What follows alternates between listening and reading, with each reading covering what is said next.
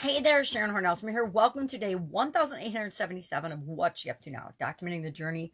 Originally in 2017, following my divorce and all kinds of other stuff, I divested myself of the businesses I had with my ex-husband, as I'm spilling coffee on myself, and was in a position to do something different. I was looking for something to do because I was old enough to retire, but I didn't really want to. I love business. Business has always kind of been one of my hobbies since I was a young girl. And so I wanted to do something, but I didn't know what it was. So I'd always been curious and interested in the internet. But prior to that, I really had never had the time and energy to explore. I never gave myself permission or the freedom to look at the online world. So that was my opportunity. And so I started in 2018, then documenting my journey through a little video log like this, because I have some physical challenges that don't really matter, but it makes it easier for me to do a video and log what I'm doing than it does to document and write things down. I still write things down because it helps me to remember them, but it's not as effective a tool as it used to be for me.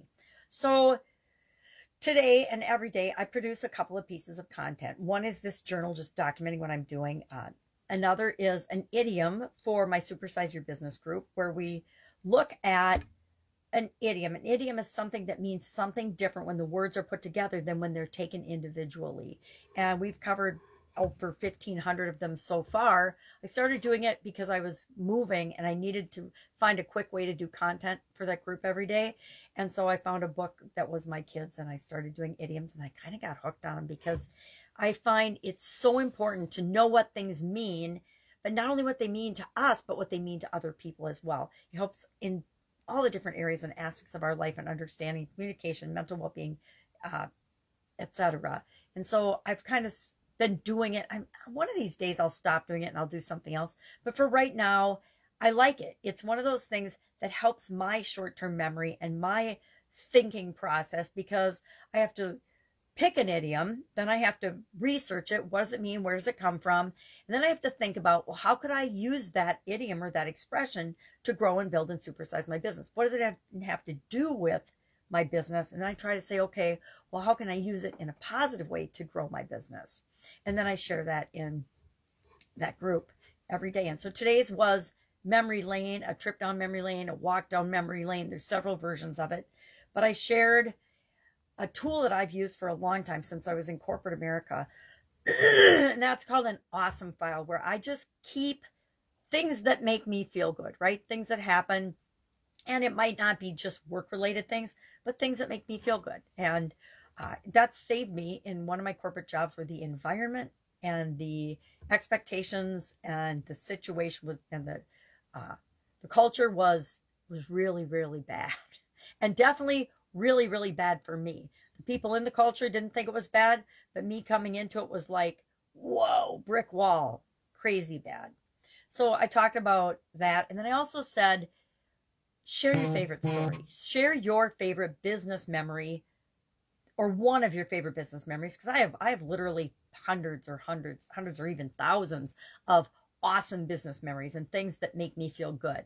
But if we keep a file of those things, or if we keep a note of them, or if you keep a notes on your cell phone these days or on your computer, it's something you can refer to on the days when the you know what hits the fan. Because I guarantee in our lives and in our businesses, for sure, stuff's going to happen. Stuff outside of our control, stuff that we never could have even imagined. I don't know about you, but I didn't plan on a pandemic in my lifetime. Never thought about it, heard about them, never really even considered it as a possibility. So stuff's going to happen. And if we have positive references, positive things we can refer to and remind us that we got this, then it just makes life and business so much easier. So I shared one of my favorite business stories, which most people probably wouldn't think of, oh, that's a good story, but I do, and I shared why I think that.